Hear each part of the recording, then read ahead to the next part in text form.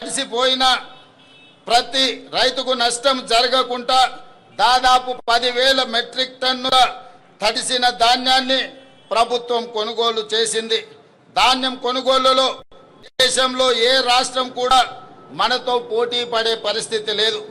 దేశంలో యాసంగి సీజన్లో సేకరించిన మొత్తం ధాన్యంలో చెప్పడానికి నేను గతంలో ఎన్నడూ లేని విధంగా రాష్ట్రంలో మొక్కజొన్న పంటలు సాగు భారీగా పెరిగింది.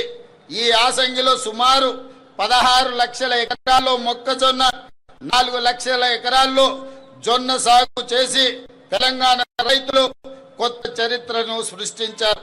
మొక్కజొన్న కొనుగోళ్లకు సుమారు 4,275 కోట్లు, జొన్న కొనుగోళ్లకు ఇప్పటి వరకు 1,154 కోట్లు రాష్ట్ర ప్రభుత్వము ఈ భారాన్ని మోసింది. అదేవిధంగా మిత్రులారా, సాగునీటి రంగానికి ప్రాధాన్యతను ఇస్తూ తెలంగాణ నీటి కోసం దశాబ్దాలు గోసపడింది. 10 ఏళ్ల గత పాలనలో సైతం పరిస్థితులు మారలేదు. కృష్ణా గోదావరి జలాల్లో మన వాటాలు తేల్చి ప్రాజెక్టులు పూర్తి చేసే విషయంలో మన ప్రభుత్వం చిత్తశుద్ధితో ఉంది. ఈ విషయంలో ఏ వేదిక పైన రాజీ పడకుండా లౌక్యంతో రాజకీయ విజ్ఞతతో పని చేస్తున్నాం. 2004లో కాంగ్రెస్ ప్రభుత్వం జలయజ్ఞం కింద చేపట్టిన ప్రాజెక్టులు 2014-15లో ప్రారంభమైన ప్రాజెక్టులు కొన్ని ఇప్పటికీ అసంపూర్తిగా ఉన్నాయి.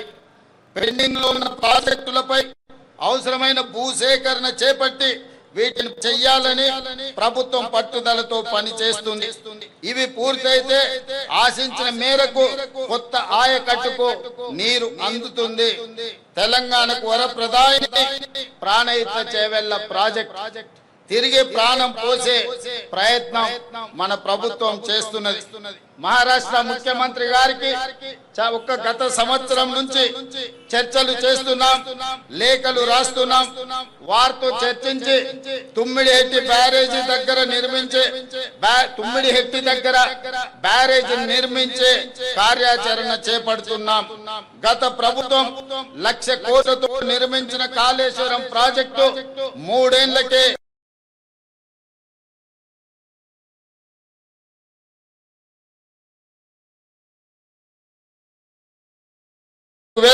కొత్త సభ్యులను చేర్చడం జరిగింది. తద్వారా రాష్ట్రంలో 3,38,000 మంది ఈరోజు సన్న బియ్యం భోజనం చేయగలిగే పరిస్థితులు కల్పించాం. అదేవిధంగా మిత్రులారా, ఈ ఆధునిక యుగంలో కొన్ని సామాజిక రుగ్మతలు సమాజాన్ని వేధిస్తుండడం నాకు ఆవేదన కలిగిస్తుంది. ముఖ్యంగా వృద్ధుల సంరక్షణ విషయంలో కొన్ని సంఘటనలు ప్రభుత్వాన్ని కదిలించాయి. పిల్లలు కన్న తల్లిదండ్రుల సంరక్షణ బాధ్యతలు స్వీకరించకుండా వారిని వృద్ధాశ్రయంలో చేర్పించడం, చేతులు దులుపుకుంటున్న తీరు తీవ్రమైన ఆవేదనను కలిగిస్తుంది.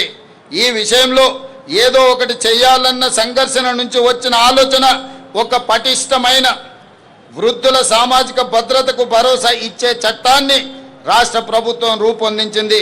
తల్లిదండ్రుల పోషణ, జవాబుదారీతనం, పర్యవేక్షణకు చట్టం తెచ్చి ప్రభుత్వ ఉద్యోగులతో పాటు ప్రజాప్రతినిధులను ఇందులో చేర్చాం.